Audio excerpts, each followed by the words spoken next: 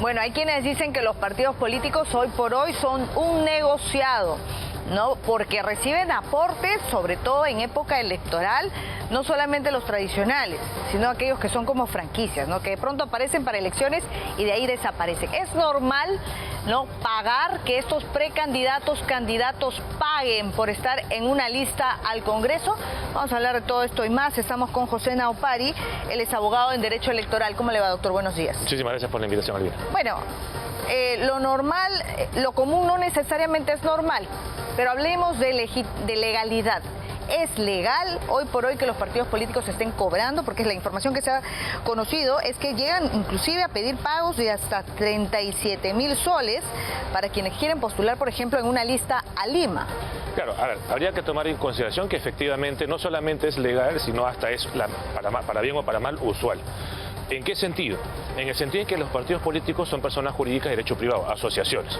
Tienen capacidad o discrecionalidad para definir si cobran o no cobran para tramitar una solicitud de inscripción de candidaturas a las elecciones primarias. Segundo, si bien es cierto, se derogaron las PASO, la norma general establecía que las candidaturas a las primarias se presentasen ante los jurados electorales especiales. Si hubiésemos mantenido esa regla, los partidos políticos no hubiesen tenido la posibilidad de cobrar. Pero ¿qué ocurrió? Con miras a las elecciones generales 2026 y también con miras a las elecciones regionales y municipales 2026, con lo cual no nos extrañe que veamos reportajes de este mismo tipo con miras al otro proceso del otro año. Se dijo, no, ¿sabes qué? Ahora los partidos, las candidaturas a las primarias se presentan e inscriben ante los partidos. ¿Ante qué órgano de los partidos? El órgano electoral central. Entonces, bacán. Entonces dijeron, ya, como a mí me va a costar tramitar las candidaturas a las primarias, entonces voy a cobrar. Pero como no tengo esta lógica del sector público, que yo tengo que cobrar razonablemente en función a lo que me cuesta el trámite, yo tengo discrecionalidad para fijarte el monto. Ahora, entonces, ¿cobran por la campaña o cobran por estar en determinado número de una lista?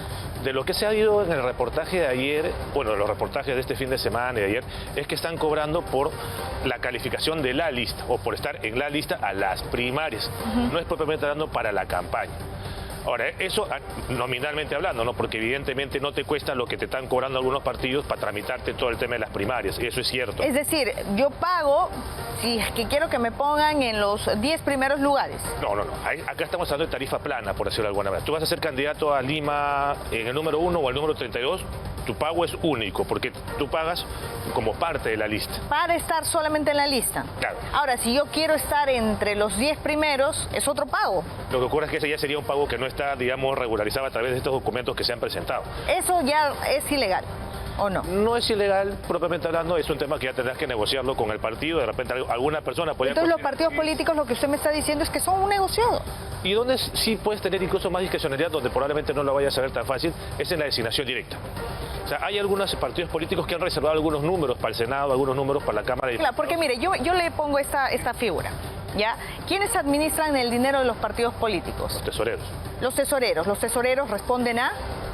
Bueno, el presidente del partido. Al presidente del partido. Pero ¿qué pasa si el presidente del partido también postula a la presidencia? También se te va a tener que portar con su dinero porque... ¿Usted cree que no va a utilizar esos fondos para hacer negociados internos? Oye, yo te beneficio acá, yo te doy de acá, porque el que tiene la plata y el poder soy yo. Entonces se presta a muchas irregularidades, ¿no? Bueno, pero sin ir muy lejos, ¿no? O sea, al final del día, por ejemplo, yo tengo el número 1 y el número 2 para designación directa en Lima. Ese no está pagando sus 37.000 soles, porque ese es para participar en las primarias. Claro. ¿Crees que le vas a pedir 37.000 soles al que quieres colocar a designación directa, a dedo, que no va a gastar en primarias, solo 37.000 en el número 1? Lo dudo mucho. Probablemente a veces que vaya el número 1 al número 2. Claro, porque de repente yo soy una persona, ahora se entiende por qué es que hay tanto cuestionado, reciclado, hasta con investigaciones penales, porque claro, entonces no se valora, ¿no?, la vocación de servicio que pueda tener un candidato, sino la cantidad de plata que pueda dar. También. Claro, bueno, si a eso le sumas el hecho de que tú puedes aportar al año 200 UITs y aparte las candidaturas al Congreso, cualquier persona puede aportar 50 UITs a cada candidato, ahí no hay tope de 500 UITs como en el caso de los partidos. Si a eso le sumas el hecho de que si tú utilizas una cuenta en el Banco de la Nación, puedes hasta el 40% del aporte hacerlo confidencial, donde solamente lo vas a ver quien aportó el Banco de la Nación y la OMPE, porque ni siquiera el partido se va a enterar quién te aportó, pues evidentemente como que se presta para varias cosas también. ¿Por qué se permite esto? ¿Quién es el llamado a poner una cuota, pero no económica, ¿no? Sino un estate aquí nomás, con relación a lo que vienen haciendo en el interior de los partidos políticos? Bueno, los amigos del Congreso, pero nuevamente tenemos que tomar en consideración ahí. Pero si los amigos del Congreso, por ellos es que sus partidos reciben más dinero que inclusive los nuevos. Claro, pero lo que tenemos que tomar en consideración es que, bueno, la única forma que tú tendrías es cambiando la ley. No, porque recordemos que los partidos políticos, guste o no, son personas jurídicas de derecho privado, son asociaciones. La regla general en una asociación es que lo que no está prohibido está permitido. ¿Y dónde puedes colocar cortapisas? En la ley. Si en la ley no la colocas... Lo que pasa es que por esa figura luego llegan al Congreso, que es el aparato estatal, y nos friegan a todos. Claro, otra alternativa es que un grupo de ciudadanos presente una iniciativa legislativa porque se habrán... Si se quedara en el ámbito privado, no hay mayor afectación que a ellos mismos. Pero el problema está cuando pasan de lo privado y dan el salto a lo público. Claro, pero ahí, por ejemplo, podríamos haber colocado otras limitaciones que lamentablemente los amigos del Congreso no han puesto. Por ejemplo, ya, has restablecido que aporten las empresas, bacán. Pero ¿cómo voy a asegurarme que no devuelvas el favor con contrataciones directas? Eso es otro punto. Vamos a hablar justamente de los fondos. No solamente de personas naturales, sino ya de las donaciones o los aportes de campaña. No, incluso en personas naturales también, ¿no? O sea, ¿cómo veo yo cuál es el origen de la plata que trae ese candidato o esa empresa que me está aportando? Bueno, materialmente tienes que presumir que es lícito, ¿no? Más aún ahora. Hoy por hoy, cuando se habla de minería ilegal, de narcotráfico... Bueno, recordemos que, digamos, es más, hoy por hoy te están diciendo que los partidos políticos no son responsables de las consecuencias accesorias de los delitos que cometen sus miembros. Salvado. De acuerdo a las normas actuales, el partido político solo responde en el marco de un procedimiento administrativo sancionador de acuerdo a la LOP de relaciones políticas. Si los partidos cometen financiamiento ilegal, si los partidos cometen eventualmente lavado de activos, a los partidos como tal no les pasa nada. Solamente si es que llegaras a vincularlo de alguna manera con el ámbito de la ley de relaciones políticas, podrás eventualmente darle multas económicas, pero pensar en cancelar un partido, salvo que consideres que eso es una conducta antidemocrática, bien. Pero esto se presta a la venta de candidaturas. Sobre todo en designación directa, me reafirmo sobre todo en la designación directa. Porque en la otra sigue siendo igual de todas maneras tarifa plana, ¿no? Al final del día, si a mí me va a salir el número 32 en Lima, yo diría, bueno, si me va a salir el 32... ¿por qué va a tener que pagar por lo mismo por el que va el número 1? ¿No? Entonces, ¿sabe qué? Mejor paso. Pero si en la designación directa, ahí es el tema más complicado.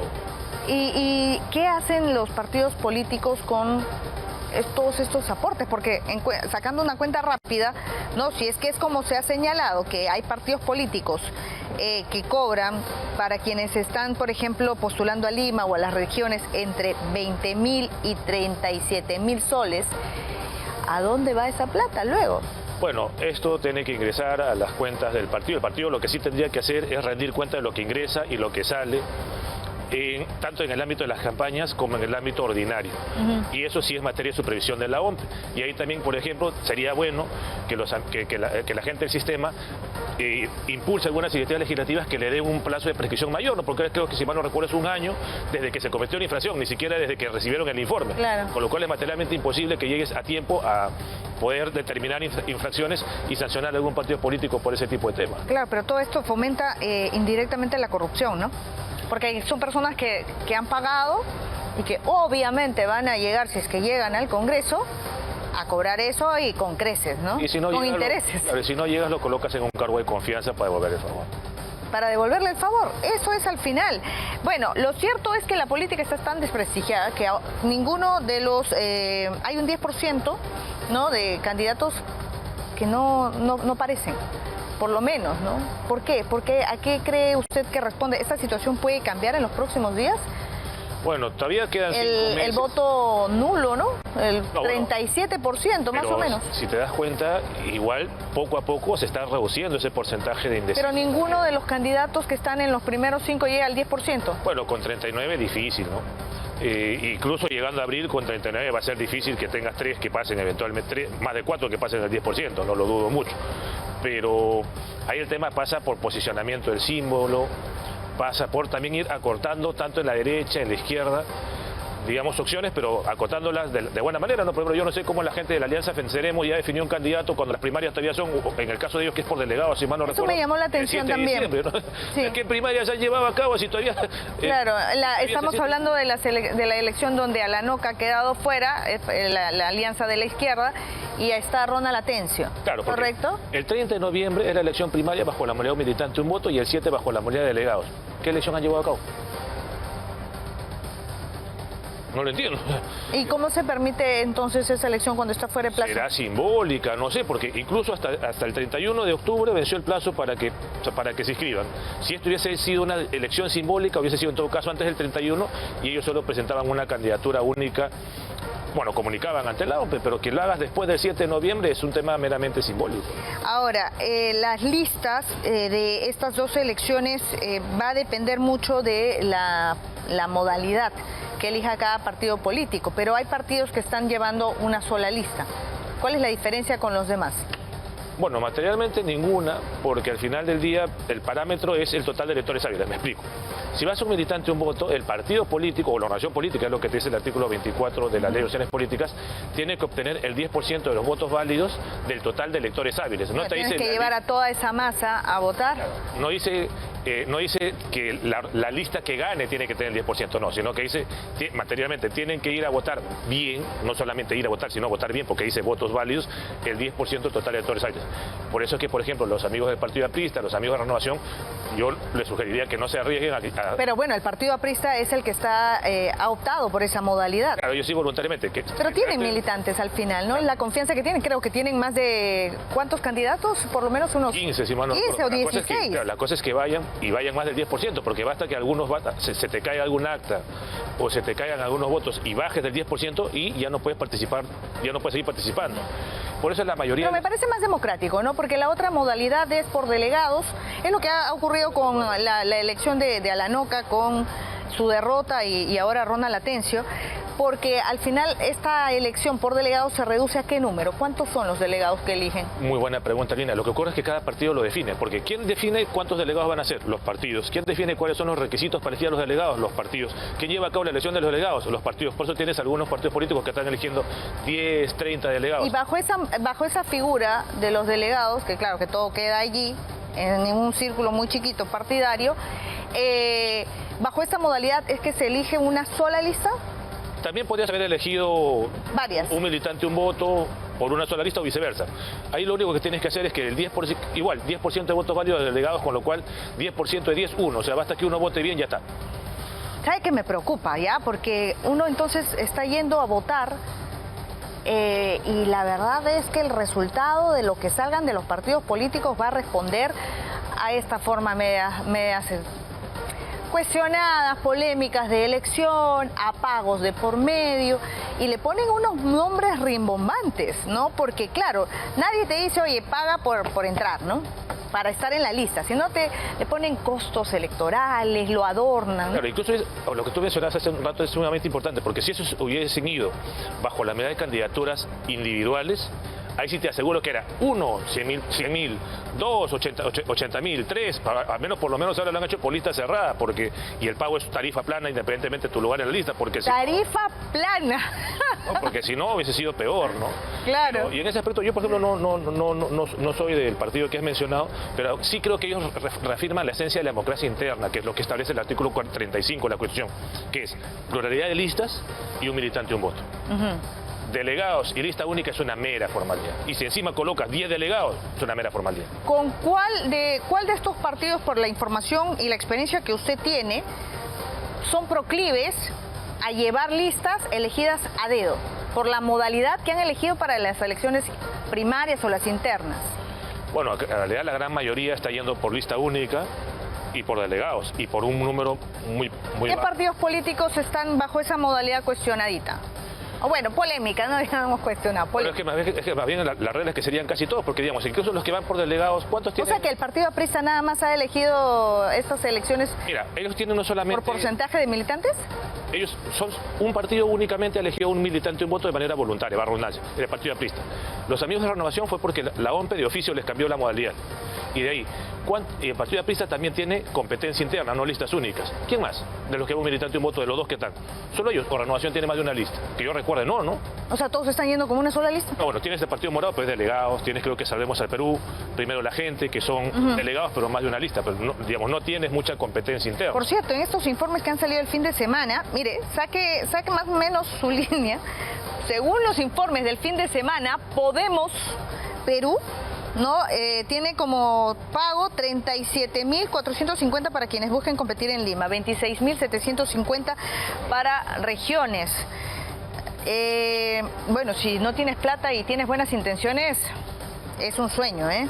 Bueno, salvo que seas una maquinaria que jale votos y hayan aguardado un poco la financiación directa. Pero a eso voy, ¿no? Algunos lo edulcoran este cobro, ¿no? Le ponen costos electorales, le ponen contribución, ¿no? Que está aprobada en el Congreso, dicen, ¿no? Interno. En el Partido Morado, según estos informes periodísticos, la fórmula presidencial tiene que pagar 1.800, acá es un poco menos, mientras que las candidaturas individuales al Senado, por ejemplo, 450 soles, diputados 300, Parlamento Andino 200. Bueno, es lo que creo que es el que menos está cobrando. Y bueno, y así, no sabemos del Partido Aprista, pero por lo menos hay otros partidos donde sí se están cobrando, ¿no? Claro, y digamos, eso de los que se han publicado. Y lo que ocurre es que la regla es que sí cobren. No, incluso, como te decía... Que así cobren. La regla... No está mal, pues no es ilegal. Claro, no es ilegal, por eso te digo, o sea, pero sí, pues llama la atención, ¿no? Porque se presta a elecciones a dedo, a que vayan los impresentables nuevamente al Congreso. Lo que ocurre es que el tema de los impresentables... Claro, pero mire, se da cuenta que es una inversión, doctor, perdone que lo interrumpa, porque justo pasábamos un informe donde señalábamos que esta Navidad van a cobrar cerca de 50.000 soles. Es que claro, es una inversión. Oye, págame 20.000 para que luego en el Congreso en diciembre nada más eso lo recupera, cholo, ¿no? O sea, ya está, vamos, hermano. Bueno, y si ahí a eso le sumas los presuntos mochasueldos y ahí también recuperas la inversión. Y si ahí así puedes colocar entre 5 y 7 personas en tu despacho, es que es más personal de increíble. comisión, y si presuntamente recortas sueldo, ya recuperaste, ¿no? Doctor, ¿qué me está diciendo? Esto de acá es inaudito y se permite, ¿no? Y nos pasa frente a nuestras narices. Claro, el argumento que te van a decir la mayoría de las acciones políticas es que, entre comillas, la democracia cuesta y hacer campaña cuesta, ¿no? Entonces... Pero se supone que eso lo asume cada candidato. Sí y no. En el caso de la fórmula presidencial, la campaña a una elección presidencial la financia el partido. En el caso de las campañas al Congreso, las puede financiar o el partido, por ejemplo, en el caso del reporte que han pasado hace un momento, claro, de los candidatos presidenciales que están dobletando al Congreso, probablemente esa campaña también al Congreso vaya por el partido. Pero la regla es que el candidato al Congreso sí puede recibir 50 OITs de cada persona para su campaña electoral, individual, porque hay voto preferencial. No, sí, claro, porque finalmente los de arriba apalancan a los que están más abajo. Pero por lo menos, a ver, vamos, los que son presidentes de partido. No, claro, o sea, es el poder absoluto económico y de dirigir toda una campaña electoral. Es demasiado, claro, ¿no? y encima también tenemos el hecho de que ahora ya está prohibido de contratar propaganda en radio y televisión. Ya empezó la franja, por cierto. Ahí está. Qué feos están los comerciales de los partidos, ¿ah? Un tema verdad. importantísimo. Hay un poco más de creatividad. Claro, pero a ver, eso es otro tema que tenía que haber ajustado el Congreso y no lo hizo. Me explico. Esa franja, ¿para qué es? Para las primarias. ¿Tú estás votando a las primarias? No. Yo tampoco. Perla tampoco. Nadie sabe qué va a pasar allí, salvo que seas militante, claro, ¿no? ¿por qué en ese entonces se planteó la franja? Cuando había PASO. ¿Cuándo se derogaron las PASO? En enero del 2024. ¿Cuándo cerraron qué? ¿Cuándo se derogaron las PASO? Ah. En enero del 2024 con la 31981. Ya, si ya no hay paso, ¿por qué tenemos que estar todos los peruanos financiando una franja en elecciones primarias cuando tú lo has dicho, por ejemplo, hace un momento, varias de estas elecciones políticas van por lista única y encima son por delegados? O sea, prácticamente le estoy adelantando la campaña. Claro. Parte de todo el mundo. Claro. Y eso está mal, pues. ¿Qué tenías Pero que ¿quién lo tiene que cambiar, doctor? El Congreso, pues, porque... Pero este el Congreso no lo derogó va a las PASO. hacer, si son parte del problema. Si el Congreso derogó las PASO, derógamelas bien, pues. Derógame todo lo relacionado con ello. Y en todo caso, manténla... Pero ¿dónde quedan las autoridades electorales, no, que no pueden presentar una iniciativa? No, aunque en este caso, si mal no recuerdo, el jurado sí presentó un proyecto de ley para acotar la franja, en el caso de primarias, solamente Para aquellos... el tema de las franjas. Solamente aquellos que fueran por primarias abiertas facultativas, y creo que por ahí hasta un militante un voto, pero primarias facultativas sí, pero delegados de ninguna manera. Ya, ¿el Congreso lo ha aprobado? No, pues o acaso ya, o si no, si lo hubiese aprobado no estaríamos viendo la franja que estamos viendo de estos últimos días. Claro, o sea, estas franjas electorales que estamos viendo, que es la por las propaganda primarias, electoral, no deberían estar. A mi juicio no, salvo que si hubieses optado por primarias abiertas facultativas, vaya y pase. Porque Pero entonces, ¿cuándo era la fecha adecuada para poder empezar con las franjas? recordemos que la franja era del día 60 al día 2, antes de la elección popular. En el caso de las primarias, cuando había paso, era razonable la franja, porque era cualquier ciudadano, afiliado o no afiliado, el que iba a votar a las primarias. Pero si ahora ningún ciudadano no afiliado va a votar, ¿qué sentido tiene que tengamos, Claro, estamos haciendo la campaña a los delegados nomás. ni siquiera los delegados, sino a los que van por lista única? O sea, le estás adelantando la campaña a los partidos políticos que están presentando materialmente a lista única. Ya, doctor, no nos quedemos en el problema. Yo soy partidaria De las soluciones. de las soluciones, de ningún partido, Bueno. pero sí de las soluciones. ¿Qué se puede hacer, doctor? Porque esto realmente lo han normalizado, pero lo han normalizado en el Congreso de la República porque son parte de partidos políticos que quieren hacernos ver que estas prácticas están bien, son legales, pero se presta a todo lo que tenemos. Por eso es que estamos en un círculo vicioso donde, claro, uno dice, con razón, pues, con razón están los impresentables, los cuestionados, los investigados, los mochazuelos, están todos ellos. Porque si para poder llegar, ¿no?, solamente es una cuestión económica, pues ahí están los resultados. ¿Qué se hace, doctor, para cambiar esto? Bueno, efectivamente, como tú ya bien has dado con sabiduría el tema, el sistema electoral podría plantear iniciativas legislativas, la ciudadanía podría presentar iniciativas legislativas, porque como son iniciativas con rango de ley, no tienen el corset de no poder ir a referéndum después. Es decir, A ver, ¿qué se puede plantear en este tema de los cobros? por ejemplo, ya de por sí, hoy por hoy, la ley te dice que las candidaturas a las primarias se presentan ante el jurado electoral especial. Si tú le quitas al partido la competencia para calificar inscripción de candidaturas a las primarias, algo que tendrá que ser a partir de 2030, porque ya para las elecciones regionales y municipales se ha O sea, lo tendría que volver a hacer el jurado electoral especial. como en realidad era la idea de las PASO, y se mantiene ahorita. O sea, hoy por hoy la norma vigente, digamos, pero está suspendida, digamos, en su aplicación, es que las candidaturas a las primarias se presentan ante el jurado especial. Si tú haces eso, ya no podías cobrar por los 37.000, porque tendrías que pagarle al jurado electoral especial. Ya, pero el jurado electoral especial tiene capacidad para evaluar, imagínense, son cuántas listas que se están presentando. Pero si son las mismas listas que va a tener que calificar el jurado electoral especial el 23 de diciembre. Ya, entonces tiene que volver al jurado electoral especial. Salvo el APRA, ¿no? Que en el APRA son 15. Doctor, haga su iniciativa, pero, por favor. ejemplo, en aquellas que son listas únicas, es lo mismo. Ya. De ahí, por ejemplo...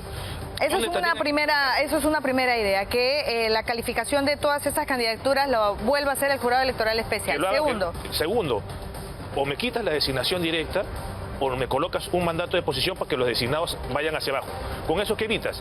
Justamente, oye, ¿quieres ir por el número 1? Ya, es tanto. Porque lo único que vas a poder colocar con designación directa son los números de abajo. Ya, cóbrale pues bastante plata al que va a estar en el número final. No va a querer, pues. Exacto. Entonces, si tú reduces el porcentaje de designación directa... Pero lo que pasa es que si los de arriba no dan a los de abajo, son considerados hasta infraternos. Así viene la sinvergüencería. Entonces, es bueno, impresionante. Designación directa te la reduzco de repente del 20 al 10%, aunque para la CRM la han aumentado al 30%, incluyendo la posibilidad de colocar a dedo a candidatos a alcaldes y gobernadores regionales, ¿no? Entonces te la coloco abajo, con eso reduzco el incentivo de que termines cobrando un poco más. Segunda iniciativa, tercera, que podría ser... Y de acá ya sale el proyecto. Podría ser que se vuelvan a revisar los topes, ¿no?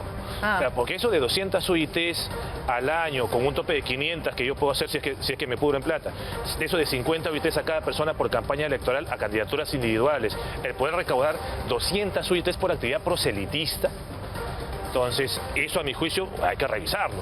El otro tema... ¿Quién hizo el cambio de lo que tenemos ahora? Bueno, ha habido varios cambios, pero del 120 UITs Pero acá hay que buscar a alguien que ha sido responsable de todo el descalabro electoral que tenemos. Bueno, son los amigos del Congreso, ¿no? ¿Pero en qué Congreso? ¿Este Congreso lo ha hecho? Sí, ha elevado los topes, ¿no? Claro, no, en ese punto sí. ¿No? De las UITs que tienen que recibir al año. Yo no estoy defendiendo acá tampoco las PASO. Yo creo que, pero a lo que yo voy es, ¿quieres derogar las PASO? Derógalas bien, pues. Una muestra de ello es, si lo hubieses derogado bien no tendríamos franja ahorita, y la tienes. ¿Y esa franja la pagamos todos? Todos, porque recuerda que... ¿Cuánto cuesta cada franja, por lo menos? Bueno, en realidad ahorita no sabría decirte cuánto. Usted sabe, doctor, de acuerdo a su experiencia. Es que, en el caso de las primarias de este tipo es la primera vez que la estamos planteando, casi. No recuerdo que se haya dado en el 2022, por ejemplo. O sea, cuando aparecen los candidatos allí en la franja electoral, lo que estamos viendo ahora ni siquiera es para la elección general. No para las primarias. Son para sus propios partidos. ¿Y por qué no lo pagan ellos? Si están cobrando esta barbaridad de plata por candidato, 37.000, 26.000 y 20.000 a cada candidato por estar en lista. Ahí encima sí, nosotros le pagamos. Ahí sí se olvidan que son asociaciones privadas. Claro, ahí sí teníamos que remontarnos al referéndum ratificatorio de diciembre del 2018, en la cual se reformó el artículo 35 de la Constitución para prohibir que las organizaciones políticas contraten con su plata propaganda en radio y televisión. Entonces, por eso nosotros, pero los tiempos cambian, radio y televisión, ¿no? La pagamos todo. Lo que pasa es que echa la ley y echa la trampa también, pues, ¿no? Y la verdad es que se ha hecho todo un culebrón de irregularidades, y lo que es más grosero es que traten de normalizar estas situaciones que en otras realidades, en otros contextos, no serían. Claro, lo que ocurre es que en otros casos ya sería mucho más duro, que tú eventualmente puedes decir, no, ¿sabes qué? Para que le cierro el caño y digo, todo es con financiamiento público y no recibes ni un sol. No, pero hay cuestiones que, digamos, que a esto voy, ¿no? Cuando se habla de austeridad, se gobierna pues como tal, se practica como tal. Entonces, si estas franjas que estamos viendo ahora resultan innecesarias porque están en elecciones internas, imagine cuánto se puede ahorrar solamente en eso. Pues está en la ley, no puede decir, la OMP no puede aplicar la ley. Pero por eso, viendo esto ya ahora no, porque lo ha modificado el actual Congreso, pero esto sí con miras a otras elecciones sí se puede cambiar. Ah, sí, claro que está. Por lo menos pongámosle nombre, pues así como los partidos políticos le cambian el nombre y lo edulcoran para hacer los cobros, vamos a ponerle que no es un cambio, es una modernización del sistema electoral. Doctor, ¿qué más se puede hacer con relación a estas iniciativas? ¿Cómo desconcentrar, ¿no?, tanto poder que pueda exponer a actos hasta de corrupción dentro de estas organizaciones, y obviamente para ya no tener, ¿no?, en los próximos congresos a impresentables? Claro, lo que ocurre es que ahí, por ejemplo, el Congreso le dio la posibilidad a los partidos a que modifiquen sus estatutos para colocar mayores impedimentos. Porque el artículo 24 dice, oye, adicionalmente a los requisitos e impedimentos previstos en la Constitución y la ley, a nivel estatutario puedes colocar mayores requisitos e impedimentos. Le dieron hasta el 11 de junio aproximadamente para hacer esas modificaciones. ¿Cuántos partidos que dijeron, no, pero ¿por qué llevas procesados? Y ven la miga de pan en el ojo ajeno. ¿Cuántos modificaron sus estatutos? Casi ninguno. Pero nuevamente tuvieron la posibilidad de decir que ningún procesado vaya. Está bien, eso no se puede hacer por una reforma constitucional, porque eso iría a ir contra la Convención Americana de Derechos Humanos. Pero ¿cuántos estatutos plantearon esa modificación? ¿Cuántos? Ninguno. ¿Ningún partido? O sea, ningún partido hizo caso a la recomendación, no vamos a ponerlo como recomendación, no imposición, para que puedan modificar estos requisitos. Han modificado estatutos vinculados a otras cosas, pero respecto al tema de mayores impedimentos, yo no recuerdo ¿Cuáles serían estos impedimentos, por ejemplo? Por ejemplo, justamente como bien menciona, se cuestiona el hecho de que procesados puedan postular. Sí. Eso no lo puedes hacer por modificación constitucional, porque sería... ¿Sabe lo que pasa, doctor? Que aún con sentencia creo que también pueden postular, porque supuestamente hay la primera, la segunda y la tercera... No, a ver, lo que ocurre es que a nivel constitucional, el artículo 34A te dice que si tú tienes una sentencia condenatoria en primera instancia no puedes. No puedes, claro, me rectifico en ese punto. Lo que sí pueden es si estás con una detención preliminar preventiva.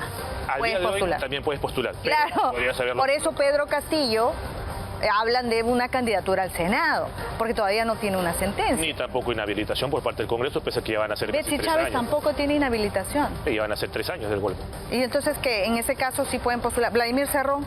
Vladimir Cerrón solo tiene proceso, hasta yo no lo recuerdo, ya no tiene sentencias, porque recordemos que tuvo 2 sentencias del TC que luego bajaron al Poder Judicial y el tema materialmente quedó ahí. Entonces, doctor, mientras esto no se modifique, creo que acá...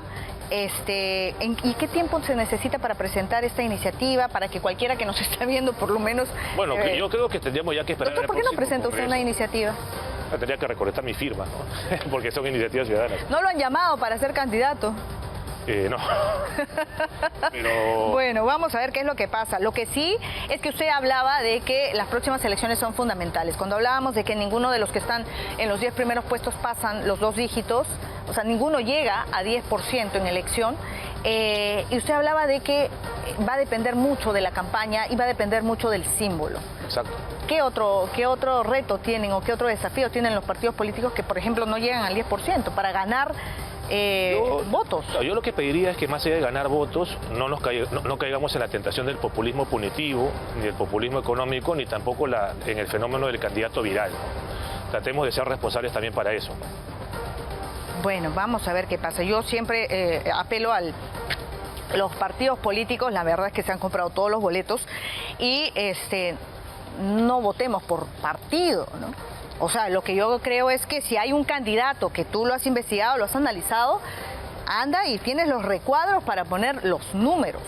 Porque si es por arrastre, nuevamente se va a repetir la historia. Ah, bueno, eso sí, pero igual, particularmente, recordemos que es muy importante lo que menciona Salina.